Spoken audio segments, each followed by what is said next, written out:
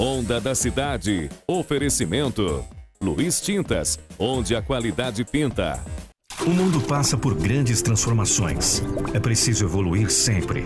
Nós da Luiz Tintas acompanhamos essas mudanças e evoluímos para fortalecer o nosso elo com você, atendendo também nossos clientes com ferramentas e EPIs. Modernizamos a nossa marca e trouxemos para ela o que temos de melhor: a alegria e vibração das cores. Transformamos o que você sonha em realidade, encanto e bem-estar. Luiz Tintas. Tintas, ferramentas e EPIs.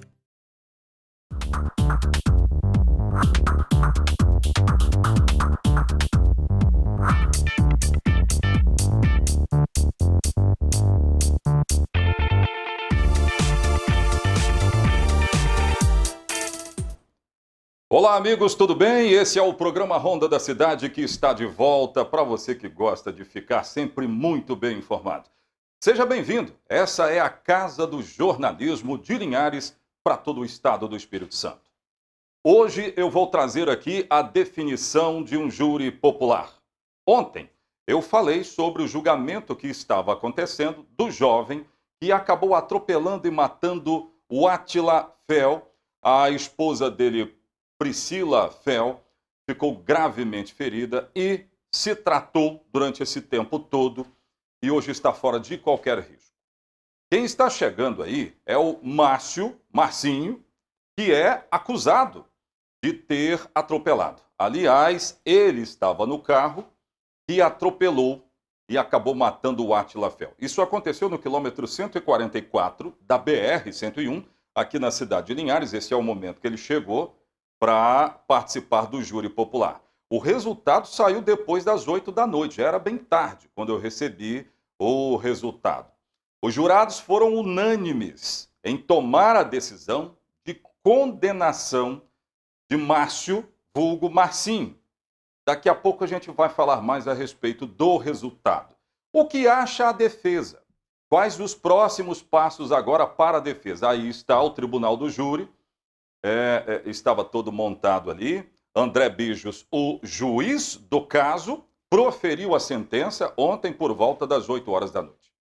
Gente, vai valer, eu vou chamar a virada do programa já já. Mas o que eu vou mostrar daqui a pouco vai valer de alerta para muitos motoristas, sabe? Que insistem em transitar na BR-101. Alcoolizados, sem carteira de habilitação, sem qualquer condição para dirigir. Não tem aquela história de não vai dar nada, eu vou atropelar, eu vou matar e não vai dar nada? Eu não estou dizendo que foi isso que foi dito, tá? Eu não estou dizendo que foi isso que pensou o atropelador. Mas eu estou, numa linha geral, trazendo uma situação do nosso trânsito. Há muitos casos que acontecem, muitas mortes que estão acontecendo. Nós estamos no trecho, em um dos trechos mais perigosos do Brasil, quilômetro 140 ao 150, e ninguém consegue explicar porque acontecem muitas mortes, e essa foi mais uma. Mas essa teve julgamento e o resultado é de condenação. Daqui a pouco nós vamos falar a respeito. É assim que começamos o programa de hoje, então. Fiquem conosco. Sua Casa do Jornalismo é aqui. No rádio ou na TV, a notícia chega até você.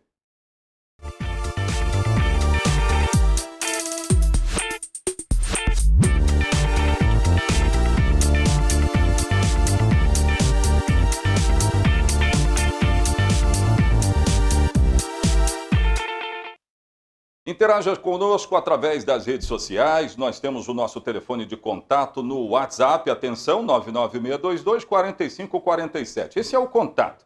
Mande para nós o que está pegando aí no seu bairro, na sua cidade. Nós queremos saber. A nossa Casa do Jornalismo vai entrar em contato com as partes envolvidas e aí você vai ter respostas. Aliás, produção, tudo bem? Bem-vindos mais uma vez a esse programa. Estamos ao vivo, a produção está fazendo assim, ó. Isso, estamos ao vivo no youtube.com/Ronda na Rede. É lá que você vai acompanhar todas as abordagens quando nós fazemos aqui e não dá tempo de você nos assistir. Mas assista o programa Ronda da Cidade. Vamos falar do Tribunal do Júri, então? Imagens do Tribunal do Júri. Ontem, o Tribunal do Júri se reuniu para tratar do caso de Marcinho, que acabou atropelando e matando o Átila Fel. Isso aconteceu no dia 25 de junho do ano passado. Foi uma tristeza muito grande quando eu cheguei aqui no programa e dei essa informação. Quem apareceu aí foi exatamente o Marcinho, no momento em que ele chega para participar do júri. Bem, o júri entendeu o quê? O júri entendeu que ele sim era o responsável direto pela morte.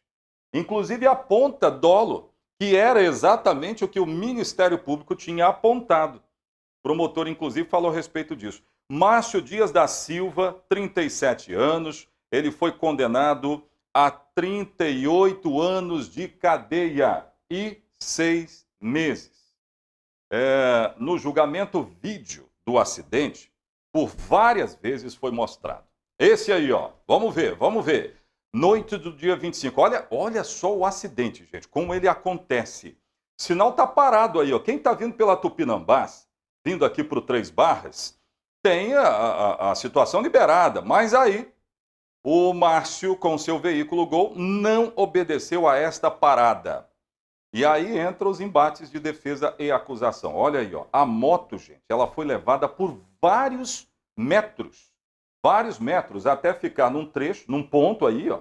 Enquanto o Márcio, ele tentou até fugir do local desse crime, porque nós estamos falando de um crime, é crime de trânsito. 38 anos e 6 meses de prisão. O Márcio, ele foi preso logo depois pela Polícia Rodoviária Federal, e aí a situação é toda essa que nós estamos trazendo aqui.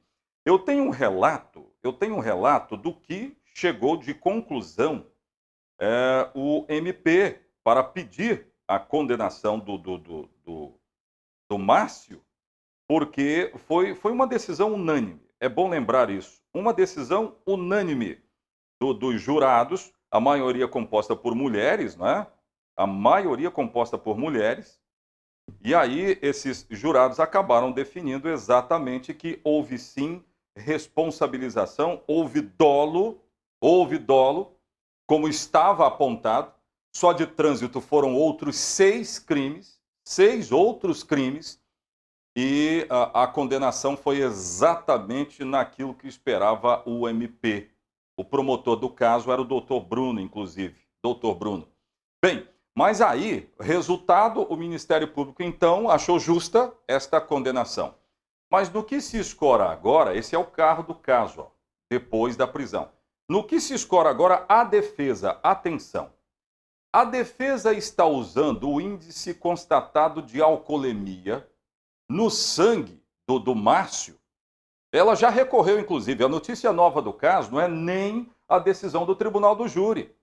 A notícia nova é que a defesa já recorreu da sentença de ontem e ela se embasa em alguns casos. Eu tive acesso a alguns papéis e eu queria que a produção mostrasse aí. A defesa sustenta que a velocidade do carro do Márcio não configurava excesso de velocidade. Sabe por quê? Diz a regra, essa velocidade aqui é 60 da BR-101. Diz a regra que para ser considerado excesso de velocidade, o motorista tem que estar a 20% a mais da velocidade permitida. 20% a mais. E o que aparece aí? Bom, o que eu estou mostrando é boletim da Polícia Rodoviária Federal. É boletim da Polícia Rodoviária Federal. Vai passando aí, gente. Vai passando aí. Está difícil, inclusive, de enxergar o negócio. Mas essa aí é a alcoolemia. Polícia Rodoviária Federal constatou no teste do bafômetro. Olha o que está escrito aí, ó, grifado abaixo. 0,32. Diz a regra que para ser considerado uma bebedeira, né, e o cara estar bêbado, tem que ser acima de 0,34. É o que diz a defesa. Olha só. Olha aí o que está escrito. 0,32. Essa constatação foi feita pela Polícia Rodoviária Federal. Vai passando aí. A defesa está dizendo isso, não é? Que agora vai recorrer exatamente com esses dados. E aí tem a velocidade que foi constatada. A velocidade que foi constatada no carro dele. Eu não sei se vai dar para mostrar aí, hein, ô produção? Eu não sei se vai dar para mostrar. Mas a velocidade constatada era de 72 quilômetros para mais ou para menos. Ou seja, pode ser 3 para mais ou 3 para menos. Então, se a gente levar em consideração a regra de 60 mais 20%, teria que dar 80 km por hora. E não tinha. Então, eu estou trazendo aqui que a defesa recorreu apontando pontos que ela considera uma falha que ela considera uma falha que não foi analisada no julgamento. Mas agora tem que recorrer para uma outra instância dizer o que acha desse caso, que é exatamente o que vai acontecer. Portanto, foi assim que terminou o caso Átila Fel. Márcio, que foi o veículo atropelador, o motorista atropelador, está condenado a 38 anos e 6 meses de prisão.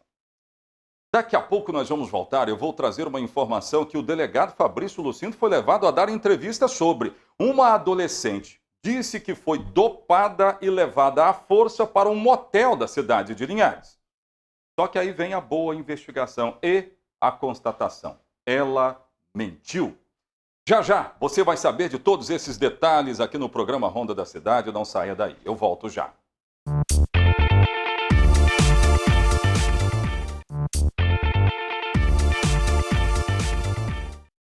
Aqui no nosso programa também tem boas notícias para quem quer aproveitar promoções.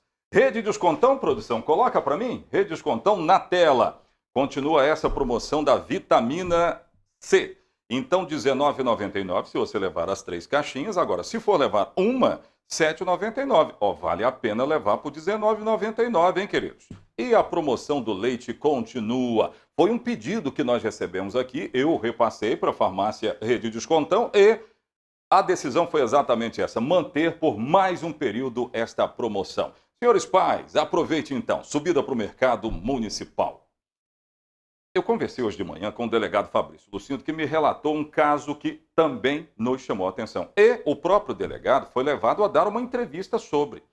A Delegacia da Mulher recebe todos os dias sempre um relato de abuso, alguma mulher teria sido abusada, alguma coisa que configure crime contra a mulher, principalmente sexual. Pois bem, houve um caso no último mês de novembro, que nós relatamos aqui no programa, de uma adolescente que disse que foi dopada e levada para um motel aqui da cidade. Pois bem, 2 homens teriam levado à força essa menor para o motel. Essa menor tem 16 anos. Depois, no outro dia, às 11 horas da manhã, ela acorda, entrou no estado de lucidez e onde é que eu estou, onde é que eu estou? E aí se deu por conta do que aconteceu. Relatou à polícia. A mãe dela estava procurando por ela. E aí, tudo acontece de uma forma que ela foi levada a mentir. O delegado Fabrício Lucindo disse que trata-se de uma mentira contada por essa adolescente, acusando esses 2 homens de um crime sexual. Como ouvi a entrevista, o próprio delegado Fabrício Lucindo vai explicar essa história toda. Põe no ar. Bom, nós recebemos essa ocorrência através do informe da Polícia Militar de que essa adolescente teria sido dopada em um bar aqui do bairro Shell, em Linhares, e depois disso ela teria sido levada por 2 homens a um motel aqui no bairro Santa Cruz. A partir daí, a Polícia Civil assume o caso, que a Polícia Civil, que é a Polícia Investigativa, é a polícia que vai investigar o caso, né? Então nós fizemos muitas diligências investigativas, ouvimos muitas pessoas, pegamos vídeos de câmeras de monitoramento aqui do estabelecimento do motel e de outros locais também, e comprovamos que a história da vítima é fantasiosa. Ela entrou normalmente no motel junto com esses 2 homens, não estava dopada, entrou andando no local e saiu da mesma forma. O problema foi que no momento da saída do motel, eles não tinham dinheiro para pagar a conta, o cartão que eles usavam negou o pagamento da conta, e aí houve todo esse problema para poder pagar a conta do motel, que ficou em R$252. Então, por conta disso, eles assinaram notas promissórias na saída do motel e deixaram o celular com garantia para voltar e buscar novamente. E a partir daí surgiu toda essa história de estupro que foi encaminhada para nós aqui na delegacia.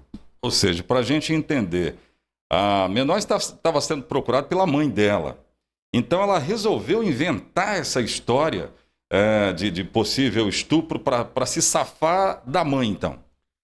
A gente entende que sim, provavelmente sim, porque no momento que ela estava saindo do motel, ela liga para a mãe e pede dinheiro a ela, para a mãe transferir o dinheiro através do Pix. A mãe não consegue e diz a ela, não, eu vou aí e levo o dinheiro onde você está. Aí ela recusa, ela não quer. Ela não queria que a mãe descobrisse que ela estava no motel com 2 homens. A partir daí, a história se desenrola nesse relato que nos parece fantasioso de um crime de estupro. E aí, doutor, fica o alerta para falsas denunciações. Nós tivemos um caso de morte, inclusive, no município da Serra, depois de uma denunciação caluniosa. Esses 2 homens ficaram num risco constante aí, hein? É verdade, Oséias. A gente sempre orienta as pessoas, quando procurar a polícia, sempre falar a verdade, porque além de você botar em risco pessoas que não praticaram nenhum crime, você ainda mobiliza um aparato policial que poderia estar sendo usado para outras investigações mais importantes, somente para aquele caso. Então, ocupa o trabalho policial, tanto da PM que atendeu a ocorrência no local, quanto da Polícia Civil que empreendeu forças para poder elucidar esse suposto crime, e simplesmente por conta de uma mentira inicial. Vários e vários casos são dessa forma. Alguns terminam em tragédia, como terminou esse caso da Serra, do município de Serra, em que uma pessoa inocente foi assassinada. Doutor, é o primeiro caso que o senhor vê aqui na delegacia, ou já tiveram outras denunciações caluniosas concernente a estupro? Oséias, aqui na delegacia, a gente já enfrentou esse tipo de situações várias vezes, e a gente trabalha para que os inocentes não paguem por essas mentiras, essas denunciações caluniosas. A gente faz o impossível para poder elucidar esse tipo de crime de uma forma correta, de uma forma que tenha realmente provas de que ocorreu o crime de estupro. Porque senão você vai satanizar o suposto autor para o resto da vida, e o sujeito que fica preso injustamente, ele paga por isso para o resto da vida, tanto entre familiares, como entre amigos, como na sociedade em geral. A menor vai responder por essa denunciação, doutor? A adolescente não responde criminalmente ainda, porque ela ainda não tem 18 anos. Mas ela vai, no final dessa investigação, nós vamos encaminhar tudo para a Vara da Infância e da Juventude, e ela vai responder pelo fato análogo ao crime de denunciação caluniosa, né? Sabe qual é o problema disso tudo? Além de tudo que o delegado disse, é que a sociedade, parte dela, aliás, colocou na cabeça que tem que fazer justiça com as próprias mãos. E normalmente, numa situação dessa, o que se pensa? Vamos matar, vamos agredir, vamos espancar.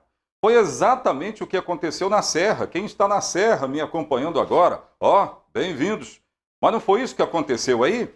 Uma denunciação caluniosa, parte da sociedade foi lá e linchou esta pessoa, para depois ficar sabendo que tratava-se de uma mentira. É por isso que eu não concordo com justiça com as próprias mãos. Tem que ter uma boa investigação, tem que investigar, e quem mentiu precisa pagar. Infelizmente, nós estamos falando de um menor de idade que ainda não pode responder criminalmente, mas bom seria que respondesse criminalmente. Quem sabe em algum momento da nossa vida a gente vai ver isso. Câmeras estão espalhadas pela nossa região. Quilômetro 144, que eu falei agora há pouco, veja aí, o movimento é de muita tranquilidade ao longo da BR-101. E fica sempre um alerta para você que é motorista, fique ligado, acidente não tem hora, coloque o cinto de segurança e dirija com a máxima atenção. Daqui a pouco a gente fala mais a respeito das nossas câmeras ligadas em vários pontos estratégicos de Linhares. Volto daqui a pouco com outras notícias, é o Ronda que está no ar.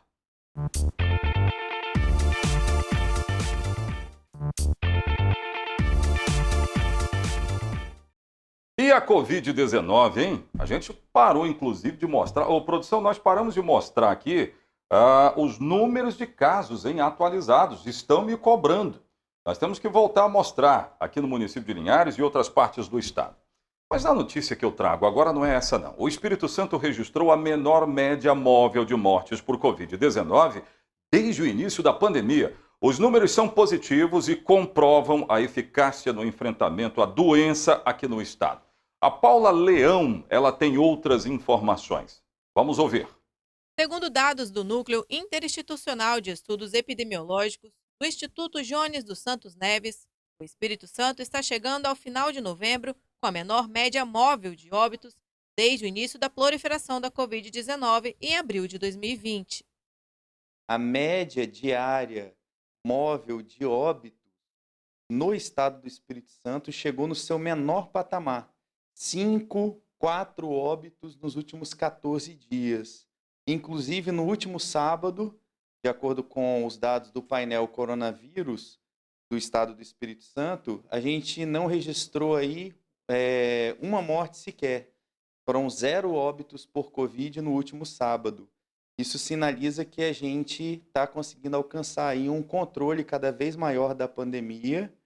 Especificamente no mês de novembro, a gente deve fechar um mês com uma redução próximo de 40%. E o mês de novembro vai ser o mês com o menor número de óbitos por Covid desde o início da pandemia. Em relação à taxa de transmissão, também há números favoráveis. De acordo com os dados, no Espírito Santo, o índice está abaixo de 1. Isso, a taxa de transmissão, o Espírito Santo aí, na primeira quinzena de novembro, chegou a 0,94. Ou seja, para cada 10 indivíduos infectados, a gente tem a possível transmissão para outras 9 pessoas. É muito importante esse indicador ficar abaixo de 1, porque quando ele está abaixo de 1, isso significa que a transmissão está reduzindo a velocidade, então garantindo um controle também na transmissão do vírus. Apesar das recentes melhoras, Pablo enfatiza a importância de avançar com a vacinação contra a Covid-19.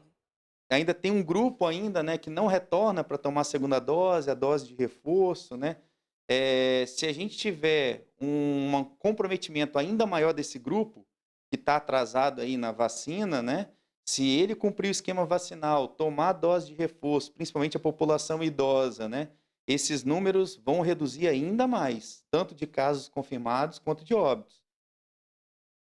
Pois é. Vamos dividir tela agora com São Mateus. Eu quero também trazer São Mateus para o programa Ronda da Cidade com informações. João Batista, me conta. Olá, Oséias e amigos que acompanham o programa Ronda da Cidade. Vamos com as informações das últimas 24 horas da Polícia Militar aqui em São Mateus e na nossa região. O Serviço de Inteligência do 13º Batalhão da Polícia Militar, juntamente com a equipe K9, conseguiu fazer uma apreensão de drogas no bairro Cacique. Os policiais receberam informações de que homens estavam fazendo a venda de drogas em plena luz do dia. A viatura da PM foi até o local, os traficantes conseguiram fugir, mas a droga foi apreendida. Foram 2 situações, 2 apreensões, uma no bairro Cacique e outra no bairro Porto, aqui em São Mateus. A polícia também conseguiu prender 2 homens, um de 47 e o outro de 54 anos, com mandados de prisão em aberto por homicídios, acusados de homicídios na região da zona rural aqui de São Mateus, de Nestor Gomes. Eles foram presos e encaminhados para o CDP aqui da cidade. Aqui em São Mateus continua aí o trabalho de vacinação, das equipes de vacinação. Hoje está acontecendo no 13º Batalhão da Polícia Militar, no ginásio do 13º Batalhão da PM e também em vários bairros da cidade. Vale lembrar que a Secretaria de Estado da Saúde registrou mais um óbito aqui em São Mateus. Foi na última terça-feira, ou seja, foi na terça-feira, uma mulher de 59 anos no balneário de Guriri. E a prefeitura cancelou até a queima de fogos que seria executada. Antes havia cancelado os shows para o público, agora cancelou também a queima de fogos. Os shows particulares vão continuar. Aí vale o bom senso das pessoas que vão chegar ao balneário de Guriri para evitar grandes aglomerações. Esses foram os nossos destaques de hoje. Voltamos ao estúdio com você aí em Ares. Valeu, João. Obrigado pelas informações. Grande abraço para você e toda a nossa equipe aí. Daqui a pouco, quarto e último bloco do nosso programa, mais de 18 mil pessoas têm AIDS aqui no estado. Todos os anos, são cerca de 1.200 novos casos. Eu estou falando isso porque nós estamos em vias do Dia Mundial de Combate a esta doença e já eu vou trazer essas informações.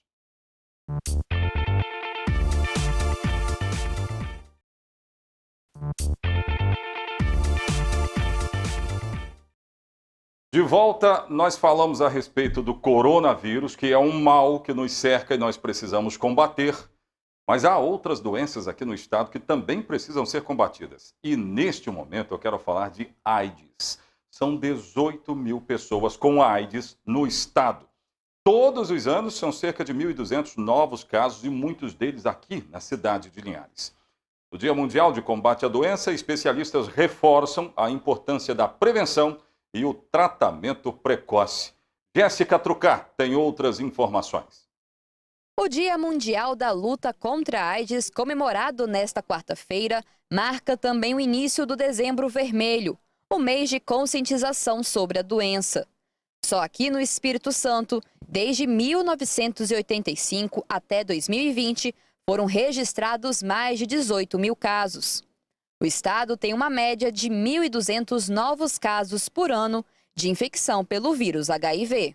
Existem pessoas que têm o HIV, que não sabem que têm HIV e que não são notificadas, não entram nesses números, né?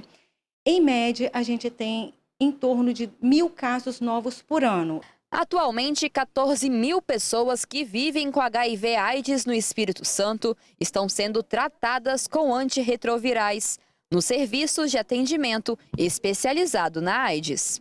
A medicação, hoje em dia, começa a partir do momento do diagnóstico. Se eu sou soro positivo, ou seja, eu tenho um teste HIV positivo que foi confirmado, eu sou encaminhada para uma unidade de saúde, o serviço de atenção especializada, que são 27 em todo o estado. Aí já inicia a medicação e todo o controle dos exames que é preciso fazer. É importante a equipe multidisciplinar. E uma vez que eu tenho HIV e começo o tratamento, é importante eu não parar o tratamento nunca. Então é um tratamento que a gente toma para o resto da vida. A síndrome da imunodeficiência adquirida, AIDS, não tem cura. Transmitido pelo contato com sangue ou durante uma relação sexual com alguém infectado, afeta as células do sistema imunológico, tornando o organismo, ao longo do tempo, incapaz de lutar contra as infecções. Ela transmite na relação sexual, no uso de droga, no compartilhamento de seringas, né? E a gente reduziu muito nos bancos de sangue, e de mãe para filho na gestação, no parto ou no aleitamento materno. O Dia Mundial de Luta contra a AIDS tem como objetivo sensibilizar e despertar para a necessidade da prevenção, assim como mostrar o acesso a serviços de tratamento disponíveis. Segundo dados do Programa Conjunto das Nações Unidas sobre HIV/AIDS, o número de pessoas portadoras do vírus HIV no mundo está em torno de 37 milhões. Aqui no Brasil, são cerca de 610 mil diagnosticados com a doença. A gente precisa falar cada vez mais de HIV e AIDS, porque é uma doença que, apesar de ter mais de 30 anos, tem muito preconceito. Então, as pessoas têm preconceito de fazer o teste por medo ou por preconceito mesmo. Algumas pessoas, elas têm medo de falar que ela tem um HIV dentro de casa, dentro da própria família, ou com o seu parceiro ou parceira sexual. Então, a gente precisa buscar o tratamento, buscar fazer teste, tratar. Pois é, então são doenças que a gente precisa ainda combater. E a AIDS é uma realidade. Esse mês de dezembro é caracterizado por isso, pela luta contra a AIDS. E nós possamos combater para não proliferar ainda mais essa doença. O Ronda fica por aqui. Obrigado pelo carinho da sua audiência. Nós vamos voltar amanhã. Eu estarei aqui esperando por você. Até amanhã. Tchau, tchau.